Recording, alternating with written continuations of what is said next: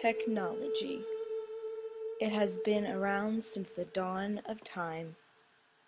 It is the key to evolution and the key to survival. Technology has been growing since the start of mankind. The earliest accounts of technology include fire, stone tools, domestication of animals, and iron, all important leaps forward in the evolution of mankind. As knowledge grew, the technology became more advanced. When people think of technology today, they think of cell phones, computers, and nuclear energy and warfare. Technology is the application of scientific knowledge for practical purposes, especially in industry. Technology presents itself in many different forms that have become an everyday part of modern life. If you couldn't use a phone, computer, heater, lights, or car, where would you be? But more importantly, where would your children be? Studies have shown that kids who are exposed to less technology are more successful with activities in life. When a group of 4 to 6-year-olds were asked to choose between watching TV and spending quality time with their fathers, 54% would rather watch TV.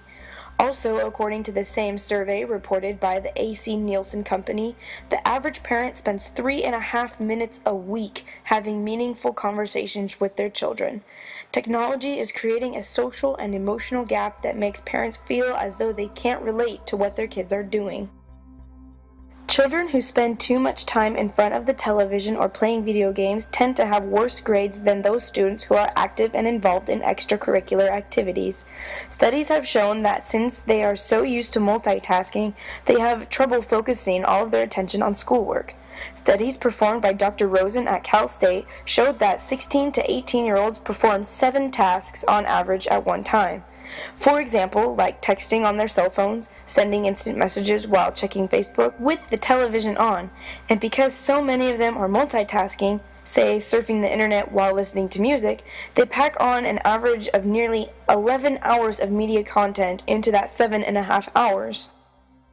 The average kid, ages 8 to 18, spends over 7.5 hours a day using technology gadgets, equaling 2.5 hours of music, almost 5 hours of TV and movies, 3 hours of internet and video games, and just 38 minutes of old-fashioned reading, according to a Kaiser Family Foundation survey, which adds up to 75 hours a week. The same survey by AC Nielsen Company reported that by the time a child finishes elementary school, they will have already witnessed 8,000 murders. In the USA, an average of 20 to 25 violent acts are shown in children's television programs each hour. An addiction is something that a person becomes physically and mentally dependent on. Many children, even when given the opportunity to get outdoors and play, often prefer the seclusion playing on the computer or with their video games. It's been speculated many games are addicting. Even many adults have seemingly become addicted to technology. How many drivers have you seen on the road who have to text back or answer the phone? According to the Center for Disease Control and Prevention, in a study in 2004, 16% of children that are between the ages of 6 to 19 years old are overweight or obese, a number that has tripled since 1980. Many of these children have a chance of developing type 2 diabetes, asthma, sleep apnea, high cholesterol and/or blood pressure, low self-esteem, social outcasting, and orthopedic complications.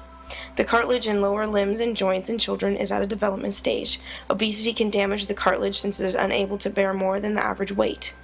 Also, according to a Stanford University of Medicine study, elementary students consume 20% of their daily calorie intake while watching television, which usually includes unhealthy snacks due to the convenience and availability of food. A major part of a child's reaching his potential hinges on the high-quality interaction between parents and children. The American Academy of Pediatrics recommends that children younger than 24 months of age should not be exposed to television. It also suggests that children 24 months and older only be exposed to 2 hours of screen time per day.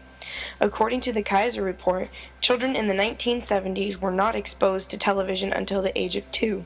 Nowadays, young children are exposed to screen media as early as 6 months. 38% of children ages 6 to 23 months know how to turn the television on.